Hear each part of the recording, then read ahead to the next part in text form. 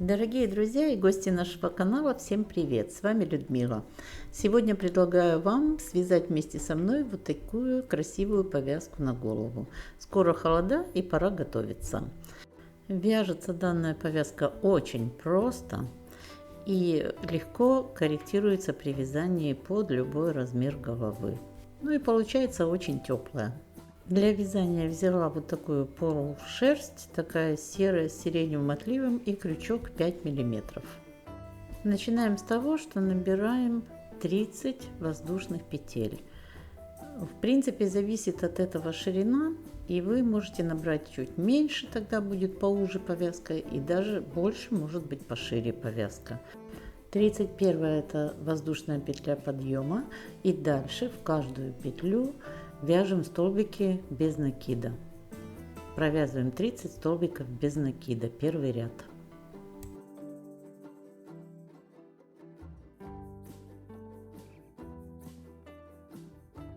Вот первый ряд мы заканчиваем, переворачиваем вязание, снова воздушная петля подъема и вяжем второй ряд, то же самое, 30 столбиков без накида.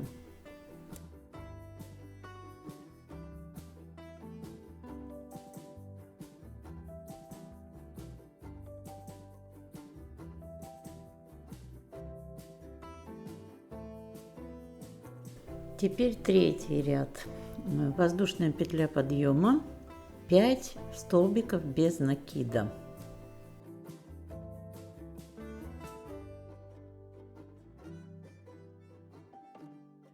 Когда провязали 5 столбиков без накида, дальше набираем цепочку из воздушных петель, 20 воздушных петель.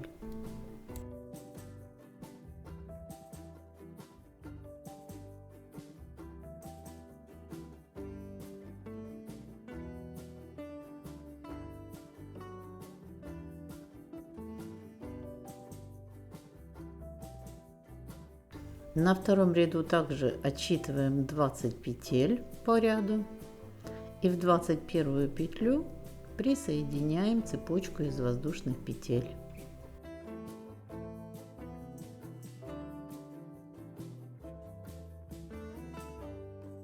До конца ряда довязываем дальше обычные столбики без накида. Должно с одной стороны 5 столбиков без накида быть и с другой стороны 5 столбиков без накида. И между ними 20 воздушных петель. Вот закончили третий ряд, и теперь до конца вязания мы будем вязать эти 3 ряда. 2 ряда будем вязать обычными столбиками без накида, третий ряд 5 столбиков без накида, цепочка из 20 воздушных петель и 5 столбиков без накида. Доходим до цепочки из воздушных петель и просто провязываем столбики без накида, захватывая эту цепочку под нее. Можно так провязать, а можно в принципе в каждую петлю. Это уже не принципиально, и вы сделаете так, как вам захочется, как вам больше понравится. Если заводите крючок под цепочку, то не забывайте, что должно быть провязано 20 столбиков без накида. И дальше снова заканчиваем ряд, 5 столбиков без накида. В следующий ряд опять вяжем столбики без накида, затем третий ряд вяжем опять 5 столбиков без накида, 20 воздушных петель, 5 столбиков без накида. И так продолжаем далее. Не забываем в начале каждого ряда воздушную петлю подъема. Это очень простой способ связать такую повязку. Я вам скажу, что, наверное, проще ничего не бывает, и справится любой новичок. То есть 2 ряда вяжем обычные столбики без накида, и третий ряд вяжем 5 столбиков без накида, цепочка из 20 воздушных петель, 5 столбиков без накида. И так будет вся работа. Вот сейчас с вами я дойду до конца этого ряда, и я вообще абсолютно не вижу смысла занимать ни мое, ни ваше время для того, чтобы показывать вам дальше. То есть схема понятная. Все, закончили ряд, и дальше продолжаем также вязать. Вот эта полоска, это у нас 2 ряда из столбиков без накида. Следующий ряд мы вяжем 5 столбиков без накида справа, 5 столбиков без накида слева ряда, а посередине 20 воздушных петель.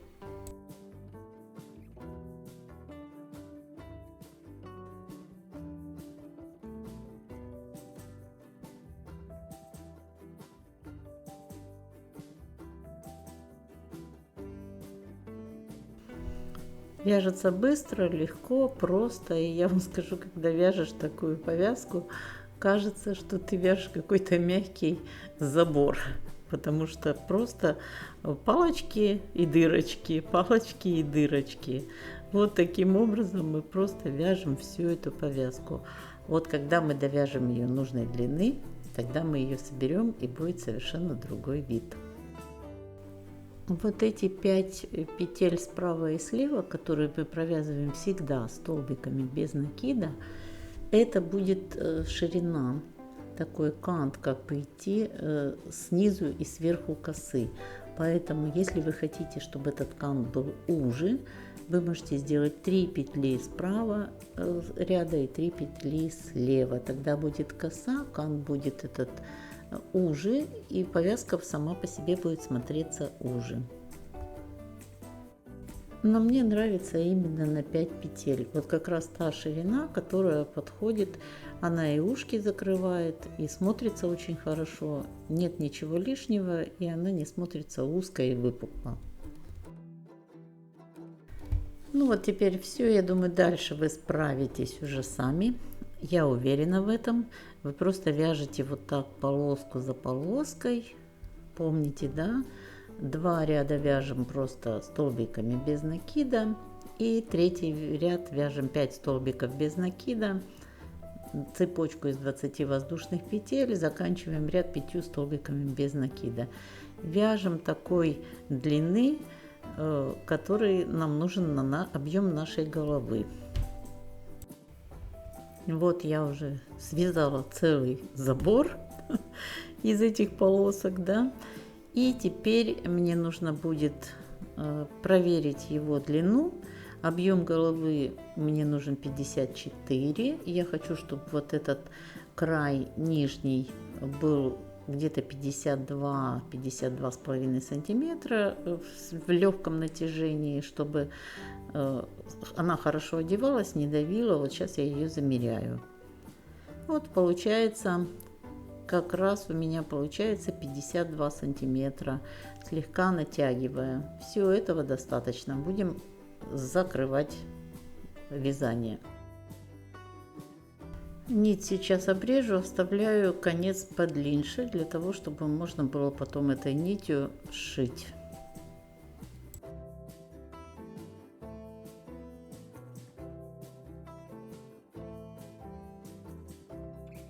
Завязываем узелок и теперь начинаем собирать узор повязки.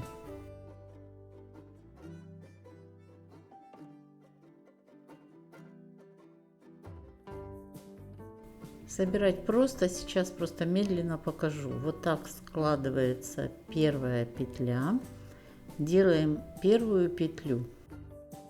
Теперь берем вторую полоску и продеваем ее в эту петельку из первой полоски. Вот таким образом выворачиваем полоску, чтобы было красиво, и делаем следующий шаг. Берем третью полоску, продеваем ее снова в петельку. Также точно выворачиваем ее и приступаем к следующей, четвертую полоску, тоже продеваем в петельку. Мы это будем делать до самого конца, пока не соберем все полоски. Тоже очень простое, понятное действие. Просто петелька за петелькой, петелька за петелькой, полоска к полоске.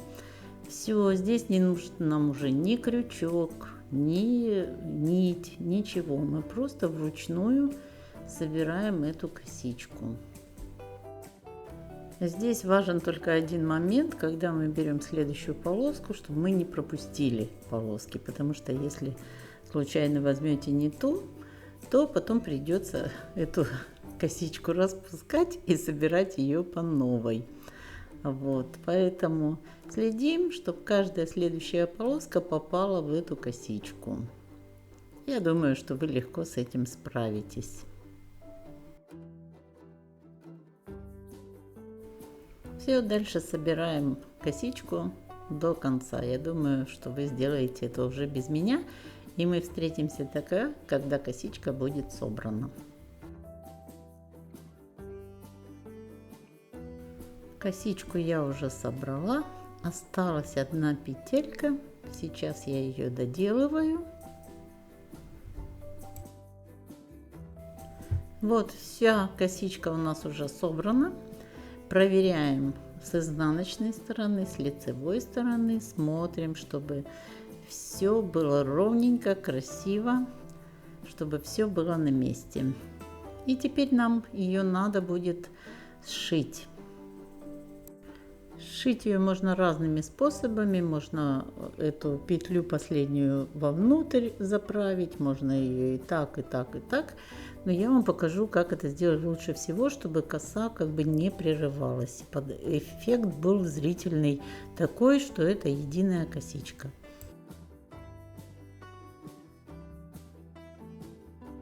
Для этого просто выворачиваем ее наизнанку. И оставляем эту петлю на изнанке. Сшивать будем бока, всю эту косичку по ширине всю сошьем, а петлю пришьем к изнанке, спрячем ее там. И тогда на лицевой стороне, когда мы ее вывернем, у нас будет абсолютно непрерывный узор. Сшиваю той нитью, которую я оставила, длинный отрезок нити, я вам говорила, да. И теперь мы просто будем сшивать. Какими стежками? Ну, такими, как вам удобно. Я обычными стежками сшиваю всю эту косичку по ширине, от начала до конца. А потом уже пришью вот эту петельку, что у нас осталось, тоже пришью к самой косичке с изнанки, чтобы она не топорщилась. Расправлю ее и пришью.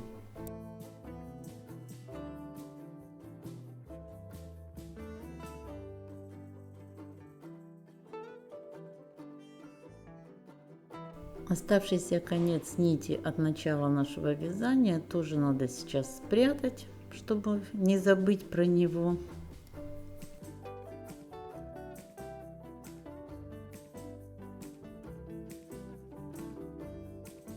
И теперь осталось пришить вот эту последнюю петельку. Просто по всей окружности этой петельки пришиваю стежками обычными с изнаночной стороны к повязочке.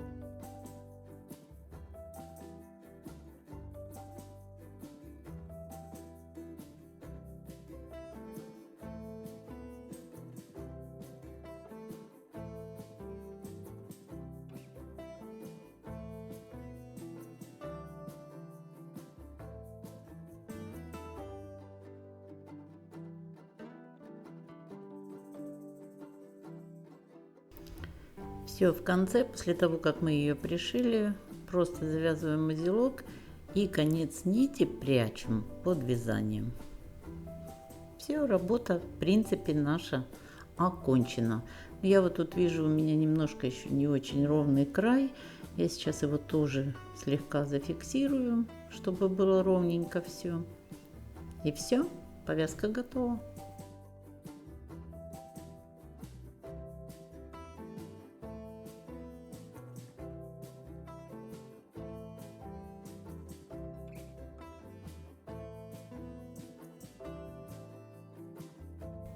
Нить здесь обрезать не надо ни в коем случае, чтобы потом не стало распускаться, поэтому легко ее спрятать.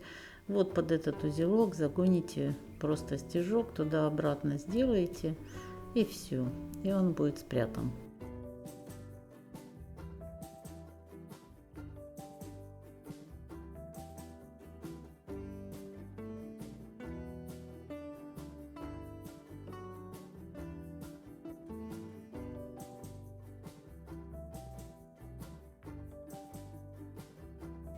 А вот теперь можно лишний конец нити обрезать. Ну вот, друзья, наша повязка готова. Получилось очень даже симпатично. Друзья, если это видео вам понравилось, поставьте лайк. Не забудьте подписаться на канал, чтобы получать уведомления о новых видео. Задавайте вопросы в комментариях, я обязательно на них отвечу. До новых встреч!